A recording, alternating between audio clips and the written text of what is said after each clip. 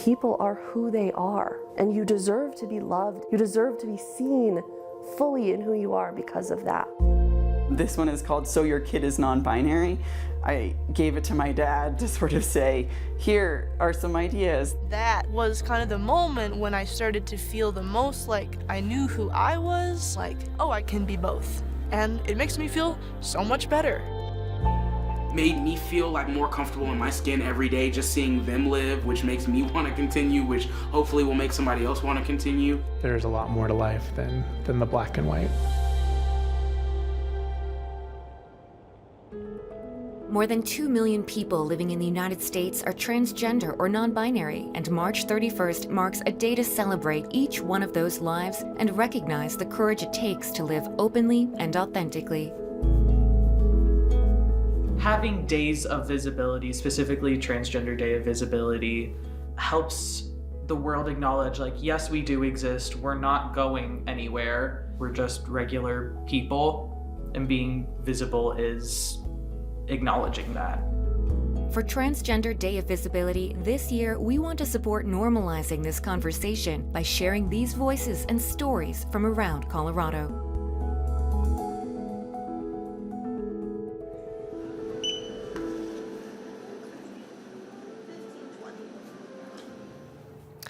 My name is Finn Benham. I live in Grand Junction, but I work in fruit at Skip's Farm to Market. We just finished 3 performances in Palisade of a play that I wrote with my friends Kim and Valerie Nuzzo. It's called Johnny Jane. Well, that was the last straw for my parents. I'd gone too far in this whole playing with boyishness thing, and I never saw their faces in the audience again. But Angel was there. He was there when the kids took me out back afterwards and called me tomboy, butch kid, girl boy. Johnny Jane. Johnny Jane is a play about othering and unothering. Kim Nuzzo plays a heroin-addicted fallen angel. Valerie Nuzzo plays a mysterious crusader, and I play the angel's caretaker, John. I guess it was calling me Johnny that was supposed to be the insult, and now I guess it's Jane. But either way, they used it so often it stuck. Just keep your head down, Angel would say in a tone that implied he wished he could say so much more. But he never did. So the play's called Johnny Jane, but it's about John, or Johnny, who's a trans boy, who's struggling with being Johnny Jane, which is an insult and not his name, and also trying to be John. And that the truth is, both things are hard. All of the characters are kind of pieces of all of us. So Johnny Jane is a piece of me in the sense that we share that feeling of wanting to be accepted for being trans-masculine. Johnny Jane is a binary trans boy, and I'm a non-binary trans-masculine person. So there's a difference there. He has a very, very violent past, and thankfully, I'm really grateful to have had a very non-violent coming out. But there's a lot of people that don't have that. The most important thing we're doing is telling the story. The story must get told. Okay. Kim and Val took me in about 4 or 5 years ago when I started taking lessons from Valerie. I'd seen a couple of the works that they'd done, and I was really interested in it, and we just kind of clicked creatively and started working together, and it just became this ultimate safe space. I fought. Barbed wire caught in my wings with the boys in the band played on. Yeah, and do your full extension like when they got their throat cut, because we mirror that again. Yes. Without it, just hundreds of hours of work for the one play. Of course, I have some qualifications for you, and they'll say, but of course, anything that you need, you're the great director, Derek Daffodil. And Derek Daffodil is a character that everyone who knows me is aware of. He was probably the first, like actually documented, filmed, alter ego, character that I played that was a man. And he was definitely always very, fluid in terms of gender. Like, the way he dressed, the way that he acted was very fluid, and I didn't even think of it at the time as necessarily like an exploration for myself, but the deeper I got into it, the more it was just like, this is kind of fun. This is kind of a part of me that's like not me at all, it's just a character, but then there's like pieces of it that very much are. Being masculine through Derek Daffodil and other characters led me to kind of reach at least a semi-understanding of myself in terms of, okay, maybe not girl, maybe not boy, but something, both things at the same time. His name I can't recall, and his figure changes shape. Each time I look at him, he seems to escape. He is my father, my brother, my friend. And he lives in the shadows behind the drapes. And that, like, understanding was kind of the moment when I started to feel the most like I knew who I was, and the most like things that were happening in here like made sense of just being like, oh, I can be both. I can dress both. I can feel like both. I can consider myself both. And I'm allowed to do that. And it makes me feel so much better.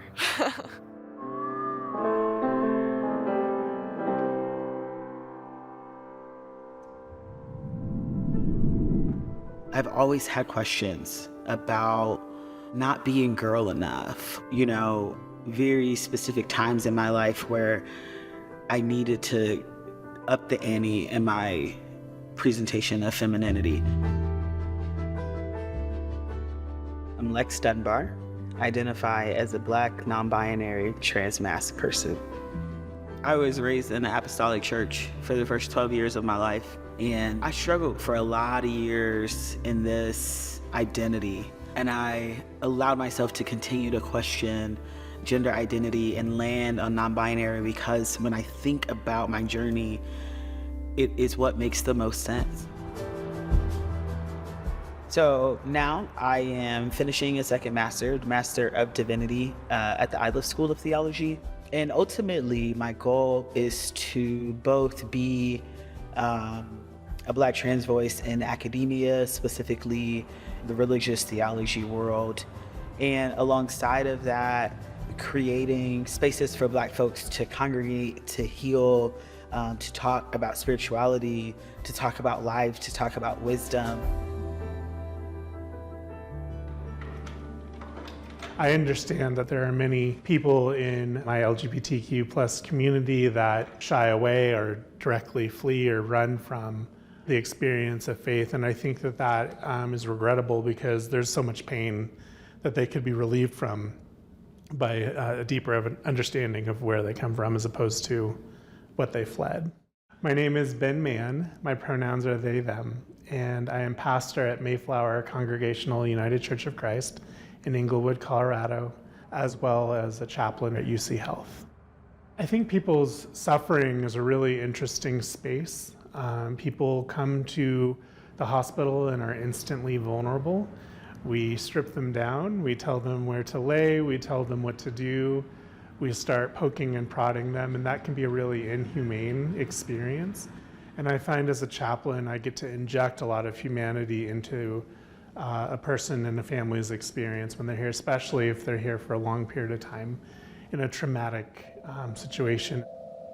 I think queer people have a wonderful opportunity because we have done so much deconstruction and reconstruction that we can really be leaders in so many different facets of culture, including inside and outside of faith communities. I have to advocate for myself a lot more here and help people understand where I'm coming from in my experience, which as a chaplain, you don't want to put the focus too much on yourself, and so you're really trying to externalize the work, and so that creates interesting situations where how far do I advocate for myself? People who don't respect my identity or don't understand my identity. I think those are kind of two separate things. If someone doesn't understand my identity, I tend to be a lot more compassionate. I offer empathy. I understand that we live in a dualistic society, a binary society where people want and favor more black and white answers. And so trying to understand their point of view and where they're coming from so that I can then address and maybe help them source the right question. If a person objects to my humanity, to my personhood, that's a very different, and I find the need to really stand tall and confident in who I am and who my community is, and offer some resistance to that objection, and and trying to broaden their compassion and their empathy, and trying to help them see there's a lot more to life than the black and white. I think as humans, we need the ability to question and probe ourselves, to have healthy discussions with people who might not understand or see the world the same way as we do. And so having that openness of self is really how I got here. As I have opened myself up more and understood myself more, I've become stronger and much more successful as a person. I find great fulfillment in how I'm able to relate to people and the questions I get to ask of people and they get to ask of me, and what it allows me to do creatively, what it allows me to do intellectually, what it allows me to do for my community. I've always been a big proponent of do what you can. We don't all need to be in the front. We don't all need to have a microphone, but whatever the case is, we all play a part. So that's kind of why I've always tried to put myself out there in whatever way that looks like. This is my crib. I use my MacBook to record. My name is Stoney Roberts, and I identify as a non-binary trans masculine person. I think a lot of my early struggle was reconciling blackness or queerness, because I feel like oftentimes we have to make a choice, right? Uniquely, it has to be you're black first or you're queer first, because queerness is seen as an invention of the other, as opposed to something that we have always been, because queer people have always been here, black people have always been here, thus we have always been here, so learning more about yourself puts you in this place where you can really hold both things at the same time, right? I was viewed this way, but I also, this is who I am. I think one of my favorite photos is this one here of Ravina. This was her last Christmas. She's just got this pure, sweet, happy look on her face. We were just walking along, talking. Something so plain and boring, but I didn't get a lot of those situations with my sister. To know that this is literally the only photo of the four of us that we have is hard. Ravina, our daughter, was very, very kind. She would go out of her way for anybody. She was so witty and dry, but always knew the right thing to say to cheer you up. Extremely kind, extremely loving, and extremely hard on herself. Ravina came out as transgender at age 24. We took her out to dinner, and she sat us down at dinner, and in about 5 minutes said, "Mom, Dad, I've got to tell you something." And she just came right out and said, "Look, I'm a transgender woman. I've known this since I was much younger. And if I'm going to have a future, I've got to be true to myself. I've got to be true to who I am and honor that." Kim jumped in right away and did the supportive mom thing that she's always done. I have to be honest, it was harder for me. I think it really came down to simply loving my daughter. When you love your kids and you see them for who they are, things become very clear. And unfortunately for me, what really cemented it for me was trying to support her when she was in the hospital. I did know how much she was struggling. We all knew, and we tried to do everything we could to support her. Ravina had struggled with depression for most of her life. It's difficult to be transgender. in this society. We kind of watched her mental health decline, and so we took her and had her evaluated and got her some inpatient treatment. She would go in, then they would release her, she would have a scary episode again, and she would go back in. She asked for help, and she did the work to try to survive, and ultimately she didn't.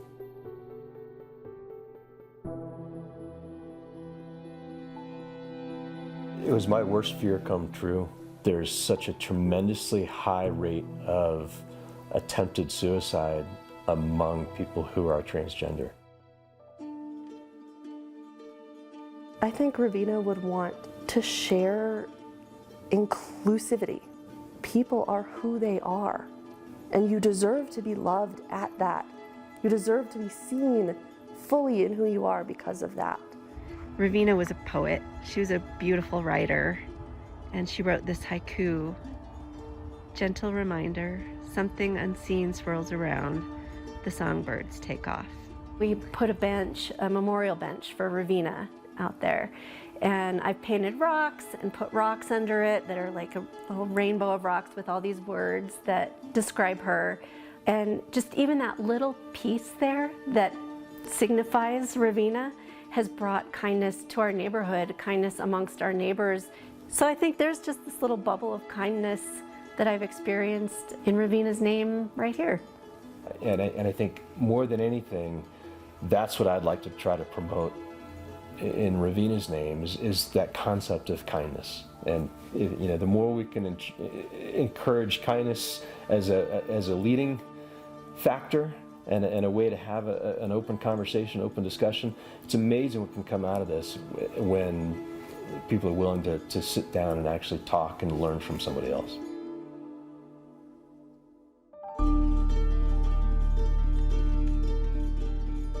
The LGBTQ plus community has always been a community. It's always been around. And I think it's only fair that there's a place where you can go and feel safe also and talk about those things that you're not able to talk about in other places. Because I kept doing the same thing over and over, knowing the consequences, knowing the outcome. My name is Corinthia Brown. I'm the founder and executive director of the Don't Look Back Center for Women and Trans Women. Well, we're an OBH licensed substance abuse treatment center. You have no idea what I've been through. Yeah. And we also provide transitional sober living, and all of our services are gender specific. A place where you're safe to talk about trans issues and going to the doctor, housing, employment, especially when it comes to hormones, that's a huge issue. So like learning how to talk to your healthcare provider, feeling safe, educating people on pronouns, utilizing the correct pronouns, and then helping a person through their transition. For me, when I was coming out, there was no organizations for trans people. There was nobody out there to help guide us, to show us the right way of going into the lifestyle with us being safe and without being promiscuous. My name is Paula Rice. I am the Trans Outreach Program Manager here at the Don't Look Back Center. I am a recovering crack addict, been clean this over 17 years. When I was out there doing crack and everything, being a transgender, only thing we knew was to go out there, prostitute, to get money, to do the habits. We're trying to teach the girls how to stay sober first and then focus on their transitioning. You're homeless, or depending on where you're living at, and I gotta include trafficking is real, and it really happens. So a place where you don't have to worry about someone coming in and taking advantage of your disadvantage. My main reason for what I do today is from my lived experience. I grew up, I actually grew up in Salt Lake City, Utah. And one thing that was important to me when I learned, I was 11 years old when we moved to Colorado. And I had a lot of abuse. sexual abuse, molestation in my childhood, and it stopped when I moved here. If I can get one person to stop using, my job is complete. I'm happy. If I can get them to go get somebody else to be clean and happy, that makes me more ecstatic. I started the Don't Look Back Center and the work that I'm doing from my heart, really. Because I believe that if I can change, that anybody can change. And I just didn't see anything that was gender specific where I can go and talk about issues without shame or fear or judgment.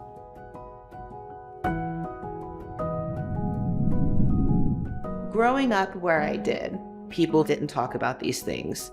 I did not know anyone who was trans. I didn't know the term trans.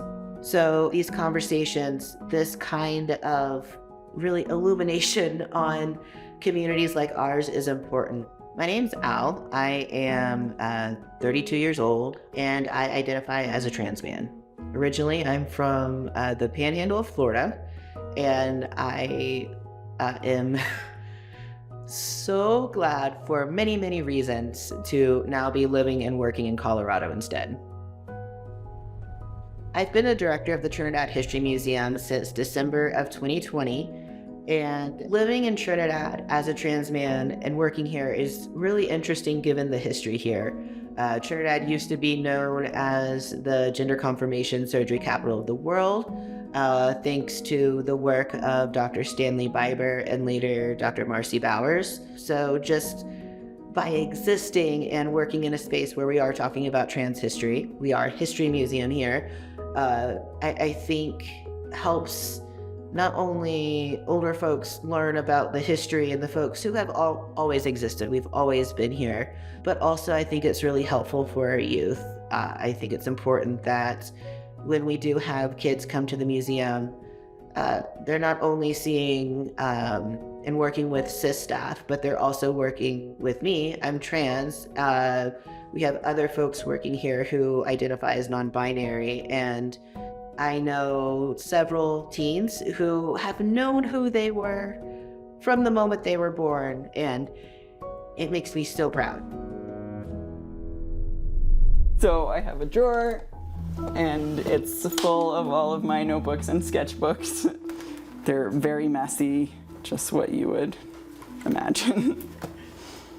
The first time I sat down to write a comic and make a comic, it was more just out of a feeling of like, this is a medium where I feel like I can fully express myself. This is a medium where I can explain what's going on in my brain to other people because I can put arrows in, I can draw bubbles, I can make crazy expressions and things like that. My name is Will Betke Brunswick, and I'm a cartoonist. I came to cartooning more from reading comics than from like drawing them. There's just such a variety of comics out there. I think that people relate to comics because they invite the reader in. I think also because people associate comics with being fun, and that takes away of some of the barriers. I think people can feel like they're doing something that's enjoyable and relaxing and maybe nostalgic for some people. So this is my current lined notebook that I'm working in, and yeah, I usually just flip to any open page and draw my penguins. My artistic style is pretty simple line drawings, partly because that's just the way that I like to draw, and also because I feel like it invites people in sort of a friendly way. And then I go in for the like hard commentary or like humor or grief or like deep emotions. The drawing style almost balances out the weight of whatever it is I'm talking about, because often I am talking about like heavy or intense subjects. These are small comics that I made. They're about school resource officers and racism in Boulder County. This one is called So Your Kid is Non-Binary, and I identify as a non-binary trans person, and so I gave it to my dad to sort of say, here are some ideas, this is what I want to communicate to you. My title of my like comics business is Trans Boy Comics, and so a lot of them have to do with trans issues or being trans or uplifting the trans community or celebrating trans people.